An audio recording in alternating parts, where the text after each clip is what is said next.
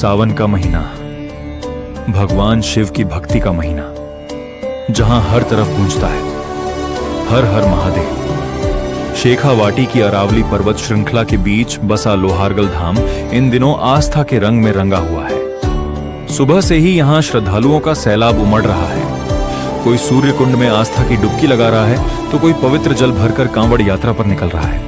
कंधों पर कांवड़े का निवुर, हाथों में आस्था और जुबां पर भोलेनाथ का नाम। मंजिल चाहे कितनी भी दूर हो, श्रद्धालुओं के कदम रुकते नहीं। लोहारगल के पवित्र सूर्य कुंड और जलधारा से जल भरकर हजारों श्रद्धालु पैदल कांवड़ यात्रा पर निकलते हैं। कई किलोमीटर का सफर तय करने के बाद ये कांवड़िए अलग अलग शिवालयों में पहुंचते हैं और भगवान भोलेनाथ का जलाभिषेक करते हैं। किसी के साथ परिवार है, किसी के साथ दोस्तों की टोली, तो कोई अकेले ही भोलेनाथ की भक्ति में लीन होकर निकल पड़ा है। इन कांवड़ यात्राओं में बच्चे, युवा, महिलाएं और बुजुर्ग, हर उम्र के श्रद्धालु शामिल होते हैं। लेकिन सवाल यह है कि आखिर लोहारगल की इस धरती को इतना पवित्र क्यों माना जाता है? इसके पीछे जुड़ी है महाभारत काल की एक बेहद प्राचीन और रोचक मान्यता। कहा जाता है कि महाभारत युद्ध के बाद पांडव अपने ही भाई बांधवों और गोत्र के लोगों की हत्या के पाप से बेहद व्यथित थे। पाप से मुक्ति के लिए वे तीर्थ यात्रा पर निकले। तब भगवान श्री कृष्ण ने उन्हें बताया कि जिस तीर्थ के जल में उनके अस्त्र शस्त्र गल जाएंगे, उसी स्थान पर उन्हें अपने पापों से मुक्ति मिलेगी। पांडव तीर्थों की यात्रा करते हुए जब लोहारगल पहुंचे तो उन्होंने यहां स्थित सूर्य कुंड में स्नान किया। मान्यता है कि जैसे ही पांडवों ने सूर्य कुंड में स्नान किया, उनके लोहे के अस्त्र शस्त्र गल गए और इसी मान्यता से इस स्थान का नाम पड़ा लोहारगल, यानी वह धरती जहां लोहा भी गल गया।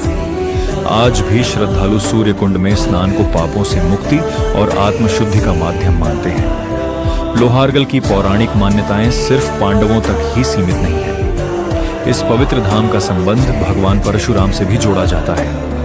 मान्यता है कि क्षत्रियों के संहार के बाद भगवान परशुराम को पश्चाताप हुआ और उन्होंने लोहारगल की पवित्र धरती पर तपस्या और यज्ञ किया। कहा जाता है कि वर्तमान सूर्य मंदिर के पास स्थित यज्ञ वेदी इसी प्राचीन परंपरा की याद दिलाती है।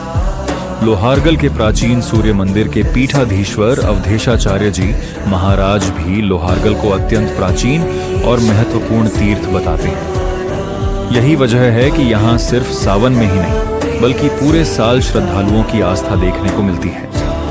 सावन आते ही इस आस्था का रंग और गहरा हो जाता है। सूर्य कुंड से जल भरकर निकलती कांवड़ यात्राएं, पैदल चलते श्रद्धालु, कंधों पर पवित्र जल और हर कदम के साथ गूंजता बोल बम, हर हर महादेव। कुछ श्रद्धालु तो गंगोत्री और यमुनोत्री जैसे पवित्र तीर्थों से जल लेकर भी शिवलिंग पर अर्पित करते हैं। इन श्रद्धालुओं के लिए यह सिर्फ एक यात्रा नहीं है, ये आस्था है, ये संकल्प है और ये भगवान शिव के प्रति समर्पण है।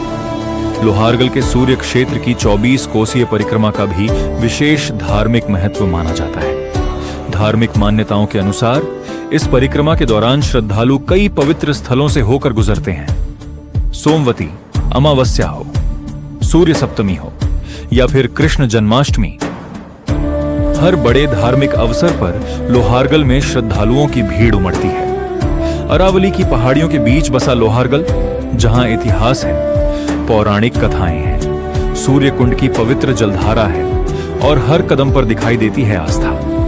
यहां आने वाला हर श्रद्धालु अपने साथ सिर्फ जल नहीं ले जाता, वह अपने साथ लेकर जाता है विश्वास।